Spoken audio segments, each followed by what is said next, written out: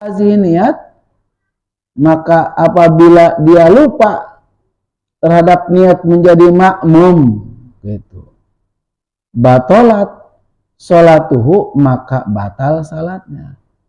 Setelah salam, tadi saya niat ngamum enggak ya sama imam gitu, maka hukumnya batal sholatnya tuh. Iya, wajib berarti niat ngamum.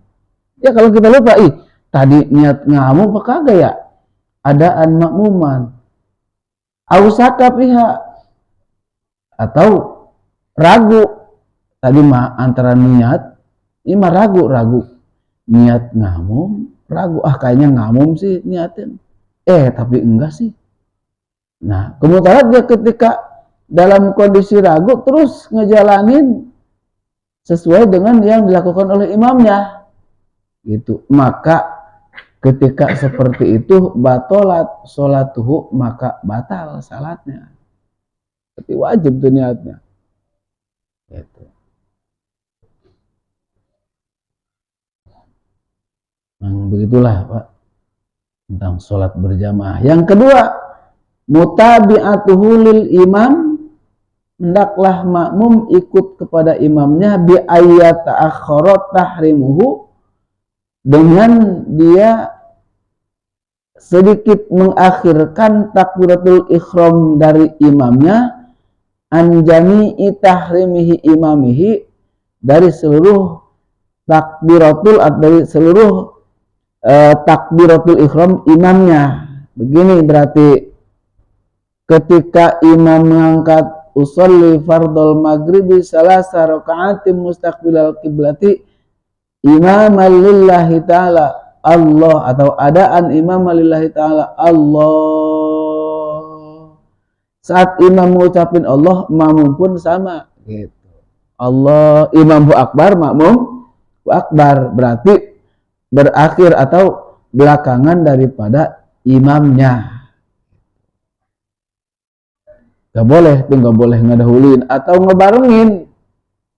Wa alla yasbiqahu, dan tidak boleh makmum mendahului imam dalam takbiratul ihram.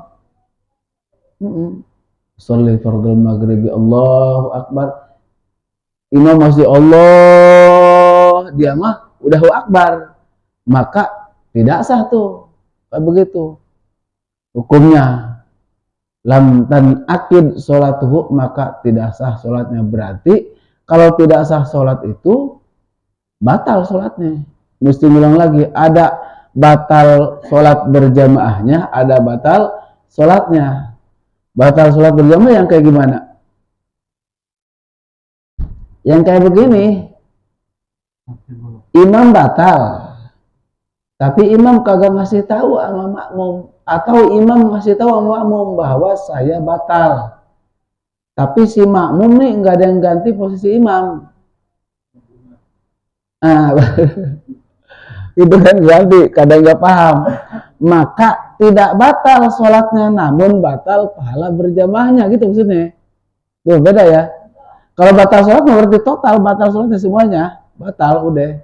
Kayak tadi makmum ngedahuluin imam dalam takbiratul ihram, imam belum akbar, dia mau udah akbar, maka batal sholatnya. Berarti ketika dia ngikutin imam sampai akhir, dia udah batal. Imam kagak batal. Ini mah batal berjamaahnya, tapi tidak batal sholatnya. Itu tadi imam batal karena hadas. Ketika imam mengucapkan saya batal sholatnya, gantilah posisi saya, nggak ada yang ganti. Nah berarti itu batal pahala sholat berjamaahnya gitu. Berarti batal berjamaahnya, namun tidak batal sholatnya gitu. Langsungin, makanya kudu mesti ngerti tuh, mesti ganti posisi imam, maju ke depan buru-buru. Mau satu langkah, kemudian berarti 2 langkah, tergantung jauh dari dia ke barisan imam aja gitu aja. Kalau bisa 2 langkah ya 2 langkah, kalau bisa selangkah, mungkin orangnya tinggi, itu mah yang selangkah mah. Iya, panjang kakinya gitu kan. Gitu. Jadi artinya kembali ke situnya.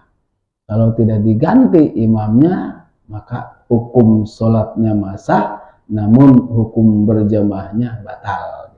Berarti tidak sah.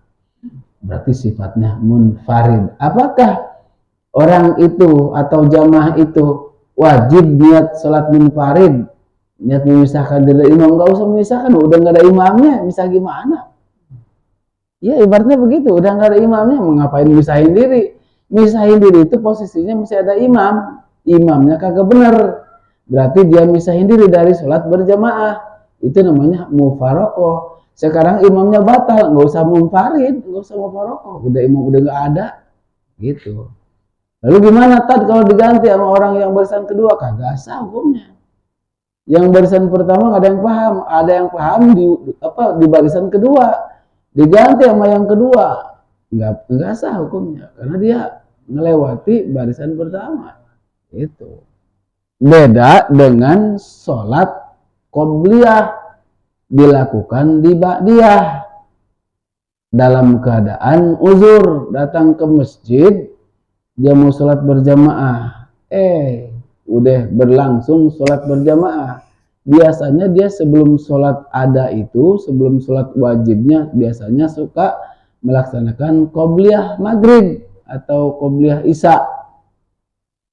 Datang ke masjid udah nggak ada lagi qobliyahnya, artinya orang-orangnya sudah berlangsung sholat berjamaah. Maka boleh tuh ba'diyah itu dilakukan setelah sholat qobliyah itu dilakukan setelah sholat maghrib. Gitu. Berarti setelah sholat ba'diyah boleh. Tapi kalau tadi mah barisan tuh di belakang diganti kejauhan dan tidak ada celah untuk masuk ke sini karena imam makmum kan rapat. Ya, tidak boleh kita ketika mengisi tempat imam dengan menyenggol makmum yang berada di depannya. Gitu maksudnya. Berarti kan yang menggantikan posisi imam yang batal itu adalah makmum yang berada di barisan pertama. Itu pun itu yang berada di belakang imam banget. Bagaimana kalau yang di sebelah kanan, di sebelah kiri? Itu juga akan bermasalah. Kenapa? Karena dia tidak boleh melewati makmum yang sedang melaksanakan sholat ke depan makmumnya. Dari sono berarti kan ke sini lewat, nggak boleh tuh.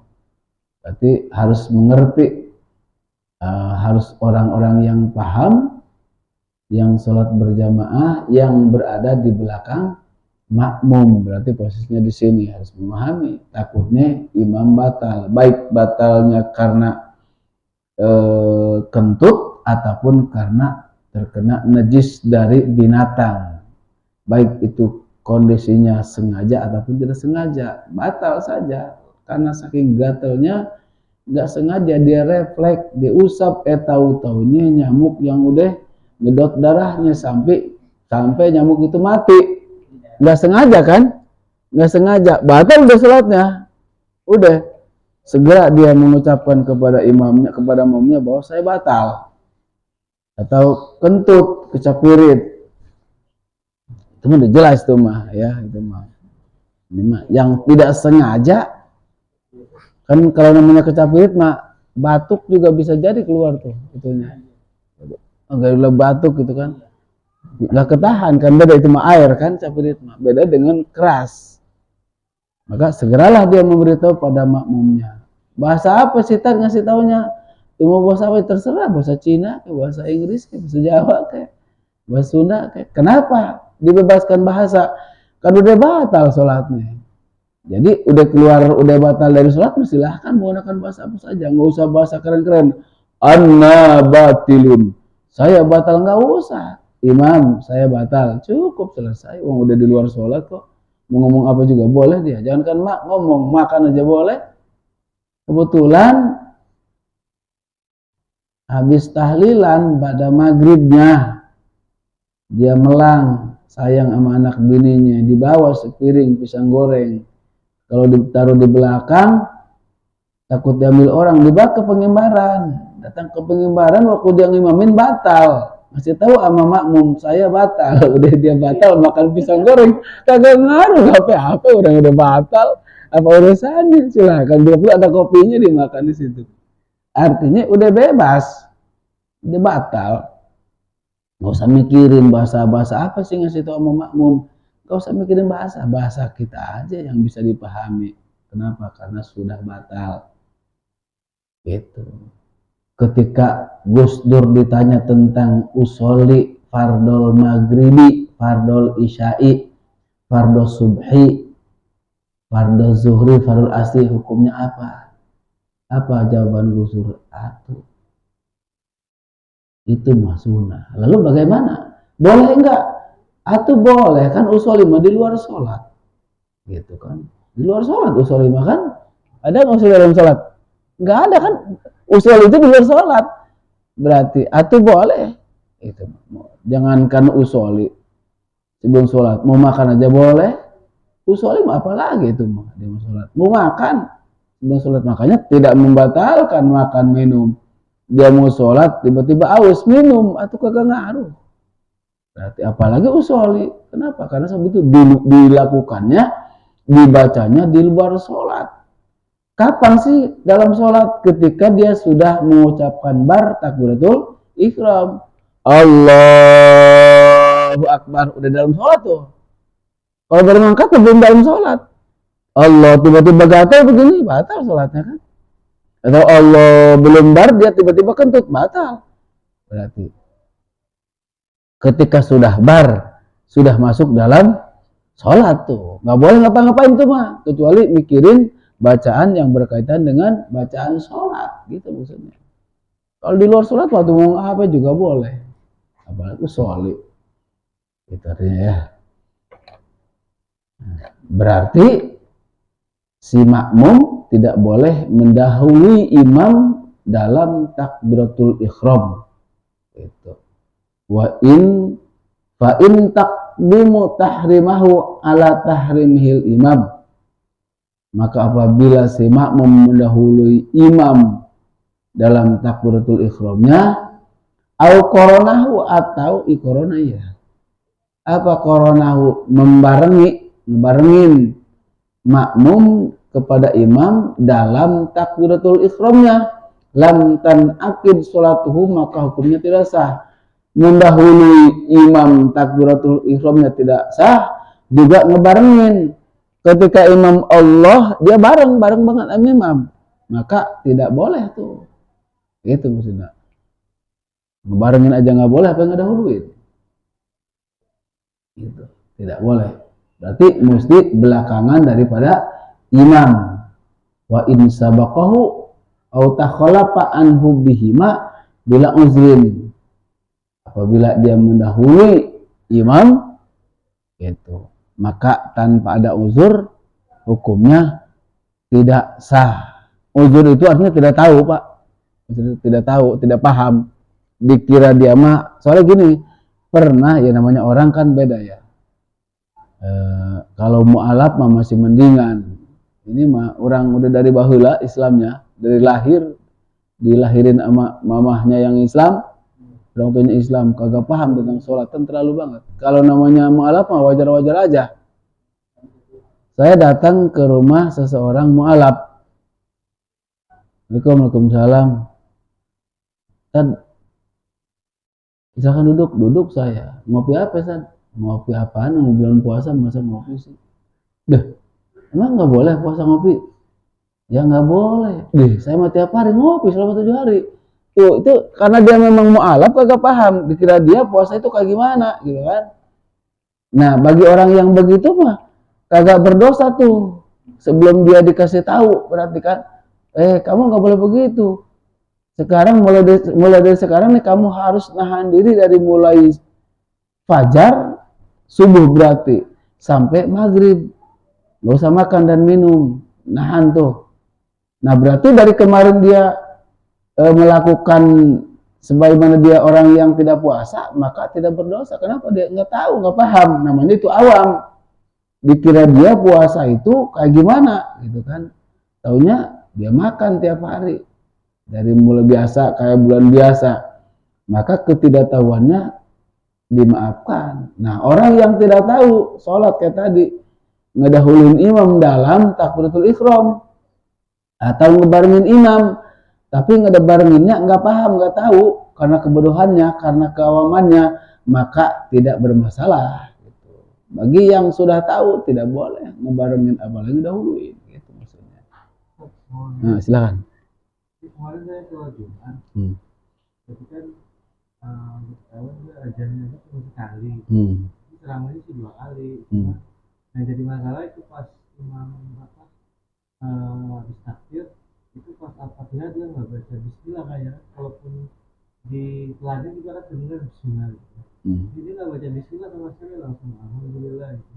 Itu kalau kayak gitu sebenarnya gimana? Sholatnya harus sholat dulu lagi apa gimana? Kan sedangkan biasanya beda mazhab kan. Kalau kita menemukan imam yang kita prediksi boro-boro bacaan bismillahnya dikeraskan sehingga kita punya prediksi bahwa dia pelan pun kagak dibaca gitu. Ini contoh amsilahnya atau contohnya dalam sholat wajib dulu. Kalau dalam sholat wajib kita bermakmum dan yakin seyakin-yakinnya bahwa dia tidak membaca bismillah, maka hukum bermakmumnya tidak sah kecuali memang berada di wilayah-wilayah yang sudah kebanyakan seperti itu. Gitu. Artinya di tempatnya gitu loh.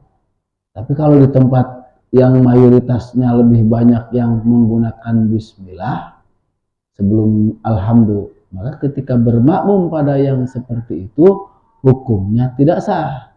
Nah, lalu bagaimana dalam sholat Jum'ah? Karena Jum'ah ini kan tidak bisa dilakukan sendiri dan tidak ada bahasa kodok. Apakah bisa jadi batal tuh sholatnya jika kita yakin dengan imam itu bahwa imam tidak membaca bismillah walaupun sir tidak disuarakan, gitu kan? Kita yakin banget dia tidak membaca itu, maka wajib melakukan sholat zuhur. Kenapa? Karena hukum Jum'ahnya tidak sempurna. Karena apa? Pendapat Imam Syafi'i, Fatihah itu adalah bil basmalati, dengan bismillahnya. Berarti bismillah ayatun minha, ayat daripada Fatihah. Jika tidak membaca bismillah sebelum alhamdulillahirabbil alamin, hukumnya batal sholatnya. Gitu. Jadi berarti kalau kita bermakmum pada orang yang yakin banget dia tidak membaca bismillah walaupun dipelankan, maka hukum sholatnya tidak sah. Itu maksudnya. Ulang dibayar dengan sholat zuhur, berarti itu disambung dengan sholat zuhur. Lalu bagaimana sholat zuhurnya? Wajib. Kenapa? Karena hukum Jum'ahnya sudah tidak sah. Gitu. Bagi kita nih, bagi kita ya, enggak dengan dia, enggak, dengan bagi kita tidak sah. Gitu. Kenapa? Kita berbeda mazhab.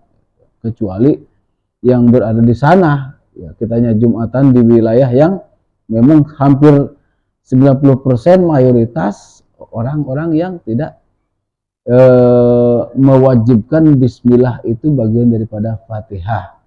Kan ada tuh satu wilayah yang begitu ya. Itu silakan. Masuknya kepada kategori masuk madorat. Memisahkan diri aja tuh.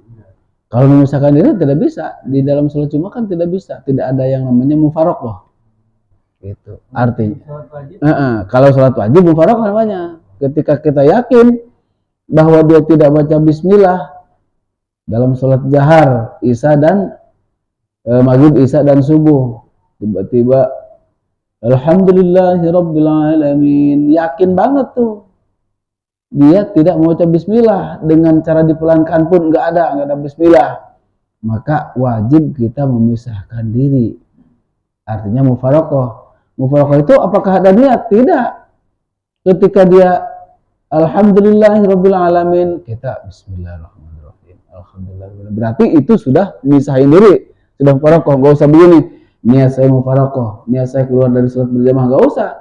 Ketika dia baca Fatihah langsung tanpa bismillah, langsung saja kita baca bismillah sendiri, Fatihah sendiri. dengan syarat yakin seyakin-yakinnya bahwa imam itu tidak membaca bismillah walaupun dipelankan. Itu. Lalu gimana kalau kita mau misalkan mengobati keraguan? Ini imam memang dia tidak mensunahkan baca bismillah dikeraskan, tapi dia mewajibkan baca bismillah dipelankan. Oh, berarti dipelankan. Cuma saya nggak ngedengar. Itu aja bela dirinya. Berarti nyelamatin dirinya. Kita langsung berjamaah aja biasa. Dan kita yakini bahwa dia itu baca bismillah, cuma memang dipelanin, nggak dikerasin. Jika memang sama sekali ya, karena nggak menggunakan pengarah suara misalnya gitu kan. Kalau pakai pengarah suara kan walaupun dia berbisik kedengeran. Dia nggak keluar suaranya kedengeran. Karena kan ada teknis. Kalau memang yakin banget tidak baca bismillah, keluar dari sholat berjamaah. Tapi dalam sholat 5 waktu, dalam sholat Jumat, bukan mufaroqah namanya, membatalkan sholat Jumat dengan cara diganti dengan sholat zuhur. Itu maksudnya. Lalu gimana kita? Apakah kita ikutin? Nah, silakan ngikutin sholat Jumatnya 2 rakaat biasa. Tapi niatnya kita baca sendiri, nggak usah ngerubah lagi niat. Langsung ketika imam salam kita naik nambahin 2 rakaat, berarti jatuhnya ke sholat zuhur gitu maksudnya. Gitu maksudnya. Nah itu. Ya, itu udah dari risiko kita yang kalau udah ngaji mah kan kita udah nyelamatin diri namanya. Saat imam salam kita nambahin 2 rakaat. Kenapa? Karena kita sudah meyakini bahwa sholat Jumat kita itu batal disebabkan karena imam tidak membaca bismillah gitu. Itu. Tapi kalau kita yakin baca bismillah itu nggak apa-apa. Nah, gitu ya. Nah, begitu pula makmum tidak boleh mendahului imam atau ketinggalan dari imam dalam sujud, dalam ruku. Gitu. Nggak boleh tuh. Imam udah ruku, kita masih berdiri aja. Masih berdiri lama. Pas imam mau bangun dari ruku, kita baru ruku. Nggak boleh, batal sholatnya tuh. Bukan batal berjamaah, batal sholatnya. Batal berjamaahnya itu. Udah. Berarti makanya syarat orang yang ketinggalan berjamaah dalam takbir awal oleh makmum, oleh imam, si makmum harus bisa ngejar ketika imam sedang ruku. Gitu. Jadi kalau imamnya sudah bangun dari ruku, kita Allahu Akbar, kita nyusul dengan imam, wajib nambah 1 rakaat. Gitu maksudnya. Salat maghrib. Ketika imam sedang ruku, kita Allahu Akbar dan langsung kita ruku gitu loh. Nah, berarti itu hasil rakaat pertamanya. Ketika imam salam ya salam gitu loh. Lalu gimana kalau kita imam sedang ruku, kita belum takbiratul ihram, pas imam bangun dari ruku, tidak berarti kita baru Allahu Akbar. Kemudian ketika imam sujud, kita ngikutin sujud. Nah, kita udah Allahu Akbar nih. Maka berarti kita wajib nambahin 1 rakaat lagi. Kenapa? Kita nggak keburu sujud ruku dengan imam. Gitu. Ada yang begitu tuh, ujug-ujug. Pas salam imam salam lagi dia. Gimana ceritanya? Makanya itu caranya begitu. Kalau yang tadi mah ketanggung Fatihahnya. Kenapa? Kita keburu ruku dengan imam. Walaupun imam pas kita ruku, imam bangun dari ruku, itu dah namanya. Kita berarti baru dapat baca tasbihnya 1 kali, imam keburu bangun, kita bangun, udah berarti udah hasil tuh rakaat itu. Fatihahnya gimana? Fatihah kita ditanggung sama imam.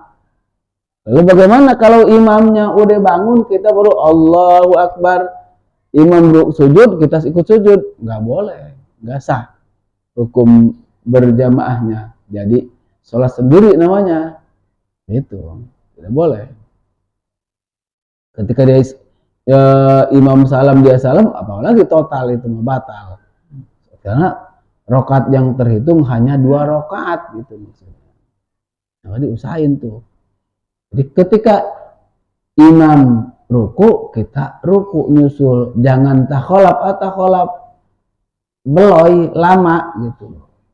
Bertentangan antara makmum kepada imamnya.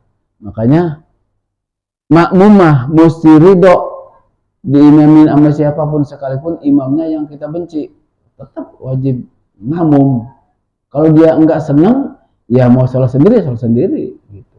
Tapi enggak senangnya bukan urusan dunia. Si anu pedagang, ini pedagang, dua-duanya juga ahli dalam sholat, bisa ngimamin. Si anu jadi imam, si fulan, dia ada ngamum, tapi dia enggak senang karena ada saingan bisnis, urusan dunia. Kagak boleh tuh, karena tidak beralasan itu mah. Gitu. Yang tidak sah kita bermakmum pada imam yang bertentangan, tapi dalam bukan urusan dunia. Misalnya begini, ini imam kok nggak mikirin makmum sih? Kalau sholat bacaannya luar biasa panjangnya, tabarok dibaca. Nggak senang kita sama imam, ngapa aja, nggak masalah tuh. Gitu, wakilnya dibaca sampai selesai. Makmum udah ngegaruk, udah segala macam, ngangkat kaki segala macam. Berarti nih kalau imam yang ini mah, aduh pasti urusan ribet nih. Berarti kan nggak alasannya apa? Nggak senangnya beralasan. Kenapa alasannya? Karena imam ini mah suka bacanya panjang.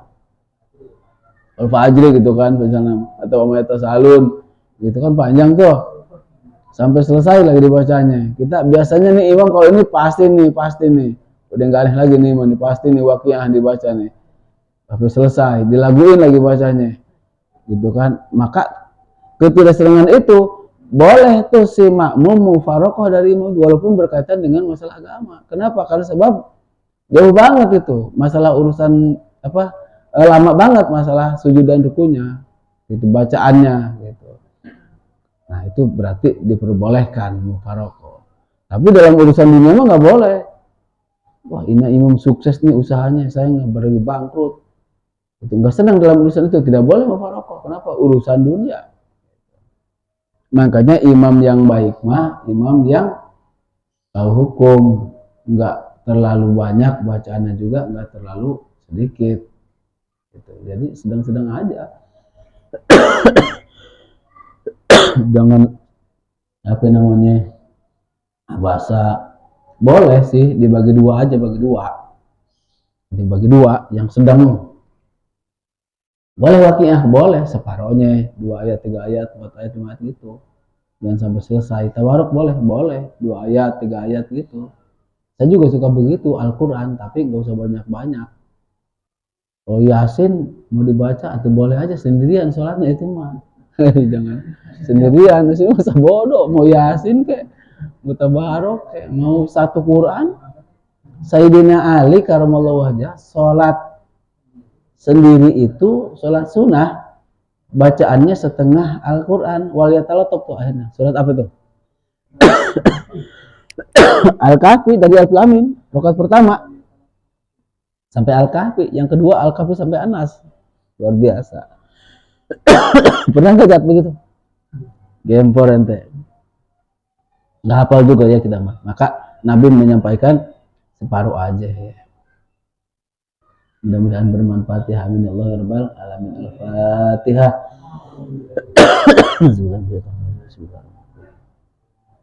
Alhamdulillah.